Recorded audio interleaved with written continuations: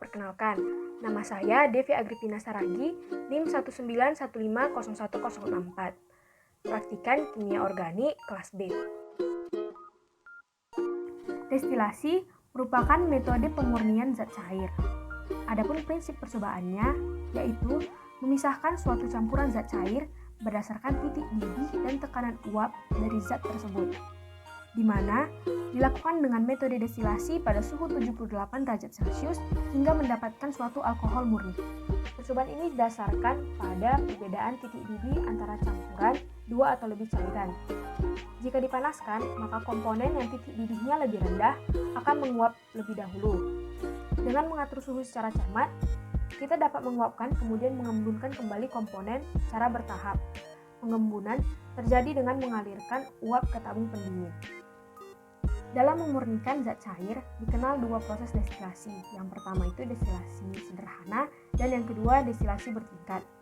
Destilasi sederhana adalah metode destilasi yang tidak melibatkan kolom fraksinasi atau proses yang biasanya untuk memisahkan salah satu komponen zat cair dan zat-zat non-volatil atau zat cair lainnya yang memiliki perbedaan titik didih paling sedikit 75 derajat Celcius.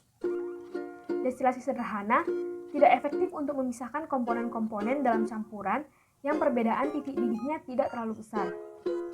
Sedangkan destilasi bertingkat adalah destilasi yang menggunakan kolom fraksinasi. Destilasi bertingkat inilah yang dapat digunakan untuk memisahkan komponen-komponen dalam campuran yang perbedaan titik didihnya tidak terlalu besar. Adapun prosedur dalam melakukan percobaan destilasi ini, yang pertama, disiapkan alat dan bahan. Yang kedua, diukur volume alkohol atau minuman beralkohol yang akan diuji destilasi menggunakan gelas ukur. Yang ketiga, dimasukkan sampel ke dalam labu destilasi. Yang keempat, dirangkai alat destilasi. Yang kelima, didestilasi pada suhu 78 derajat Celcius.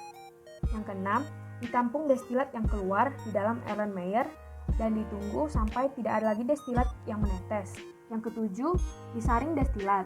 Yang kedelapan, diukur volume destilat yang keluar. Yang kesembilan, destilat dimasukkan ke dalam vial. Destilat yang dihasilkan berupa etanol murni, di mana pemberiannya mudah menguap, jernih dan bening, tidak berasa, bau khas, dan menyebabkan rasa panas di lidah. Sampel minuman beralkohol yang digunakan pada percobaan destilasi ini mengandung alkohol dan air. Alkohol mendidih pada suhu 78 derajat Celcius dan air pada suhu 100 derajat Celcius. Dalam percobaan destilasi ini, kita memanaskan hingga suhu 78 derajat Celcius secara konstan, sehingga alkohol akan menguap menjadi gas, sedangkan air tidak akan menguap. Uap yang terbentuk dari alkohol akan dialirkan di tabung pendingin, sehingga uap tersebut akan mengembun dan membentuk cairan kembali. Dalam percobaan destilasi ini, perlakuan suhu berpengaruh terhadap rendaman kadar alkohol, pH, total asam, dan total padatan. Rekristalisasi adalah proses melarutkan zat padat tidak murni ke dalam pelarut panas, yang dilanjutkan dengan pendinginan larutan tersebut untuk membiarkan zat tersebut mengkristal kembali. Prinsip percobaan rekristalisasi ini didasarkan pada pemurnian zat padat dengan menggunakan pelarut yang sesuai, yaitu senyawa polar larut dalam pelarut polar dan senyawa nonpolar larut dalam pelarut nonpolar. Dengan pemanasan dan pendinginan, maka akan terbentuk kristal kembali atau rekristalisasi. Rekristalisasi dilakukan sesuai dengan tahapan zat padat ditambahkan pelarut panas, lalu dilakukan penyaringan, maka akan dihasilkan zat terlarut berupa larutan dan pengotor yang tidak larut. Larutan zat terlarut ini didinginkan dan disaring dengan dihisap. Lalu akan dihasilkan pelarut dan kristal. Apabila larutan yang akan dikristalkan ternyata berwarna, maka ditambahkan ke dalam larutan tersebut norit atau arang aktif. Adapun prosedur yang digunakan dalam percobaan rekristalisasi ini, yang pertama disiapkan alat dan bahan. Yang kedua, digerus sampel yang perlu digerus. Yang ketiga, ditimbang masing-masing sampel. Yang keempat, dilarutkan masing-masing sampel dengan pelarut yang sesuai. Yang kelima, dipanaskan hingga larutan melarut sempurna.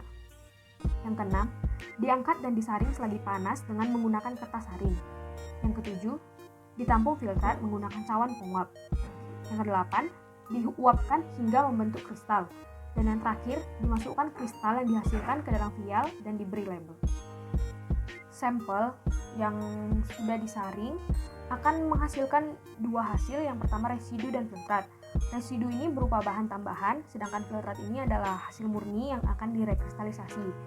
Filtrat ini akan terbagi dua sesuai dengan pemberian sampel, menjadi kristal atau tidak menghasilkan kristal.